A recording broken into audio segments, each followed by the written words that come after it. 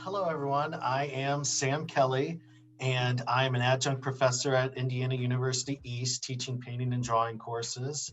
I'm an artist living in Dayton, Ohio, and I specialize in painting and drawing primarily. I also teach at the University of Dayton in Dayton, Ohio. Well, I've been working with painting and drawing for about 15 years now. I really got started when I was in college.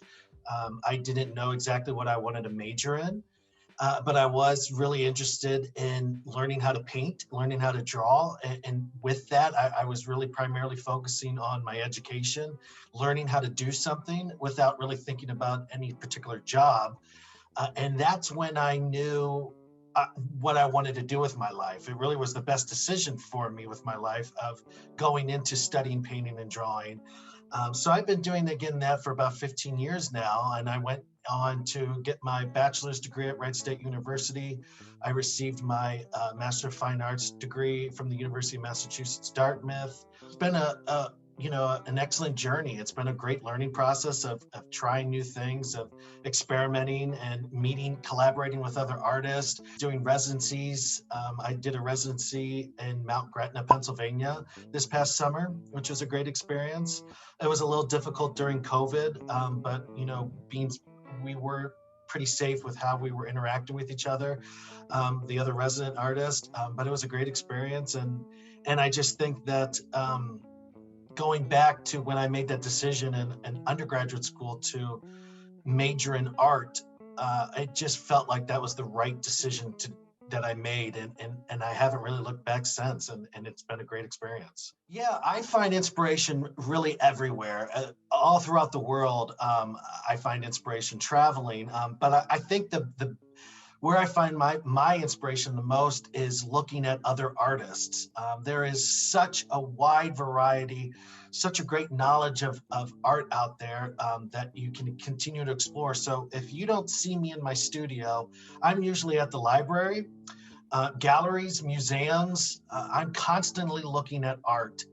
And that is really what gets me inspired. That's where I get my ideas, uh, my sense of exploration. I try to look as much art as I can, both from the past and of contemporary artists.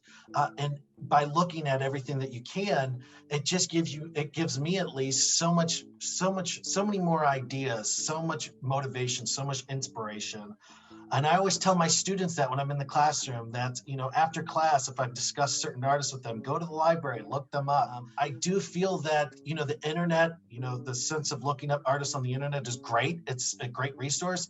But a lot of times when you look up artists on the internet, they only show you their major works, the works that they're most known for. So you really have to go out there and open up a book or a catalog or something, and it really shows you the broad range of their work, and that for me is probably where I find most of my inspiration. But again, I find also inspiration everywhere in nature. Walking down the road, I may see a building that's decaying that will just really speak to me, and it makes me want to bring that sense of decay possibly into my work, because I think that is an important issue with my work. But again, I would say probably the most inspiring is looking at other artists, and picking and choosing what I like about them. I think, a lot of times we always think about how to be original. And I think probably the best advice I can give to other students or, other artists who are thinking about this is, don't spend too much time trying to, imitate yourself in a way.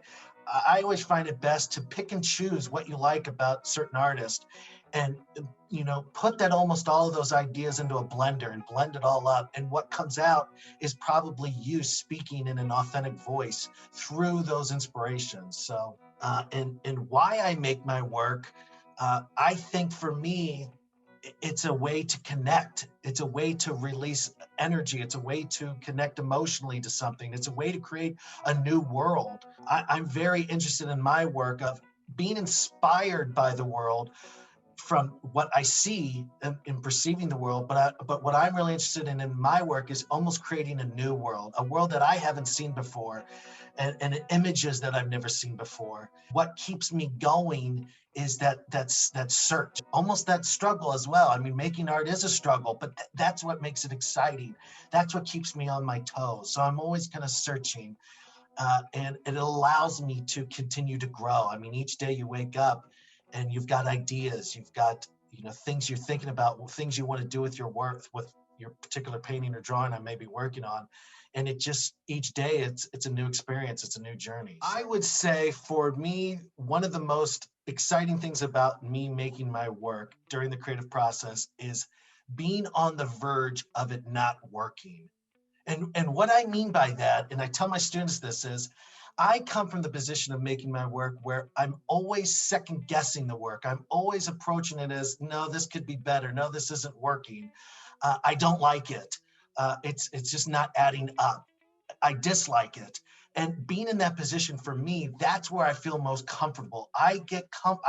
As an artist, I'm most comfortable in uncomfortable situations. And I have to figure out, for instance, how to work around these obstacles, this adversity, how to get myself out of this box that I'm in. The image, the painting, the drawing, whatever I'm working on may not be working.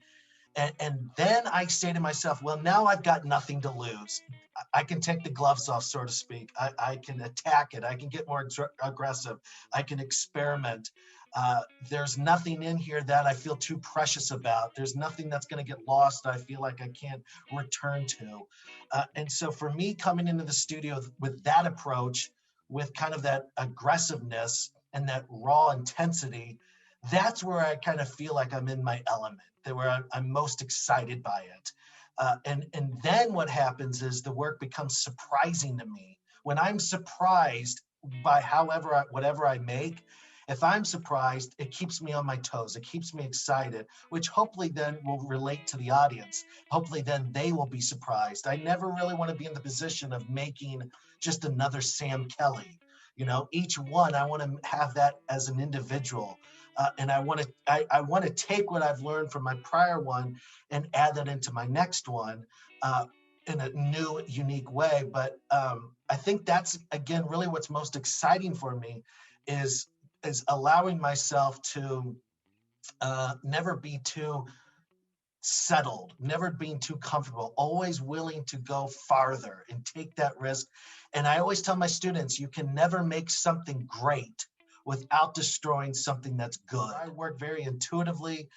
Improvisation is a major role. I never really know what I'm going to make in the studio. I don't conceptualize and say, yeah, this is how it's going to look. I have ideas, I have thoughts of what I want the image to look like, certain textures I'm going for, but I never exactly know the final image, how it's going to be. And I don't want to know. I want to discover that. All my paintings really they're discoveries. I stumble upon it, and then they feel more original for me. They feel more unique. They feel, like I said, more surprising. So a lot of my process involves, I usually work on paper.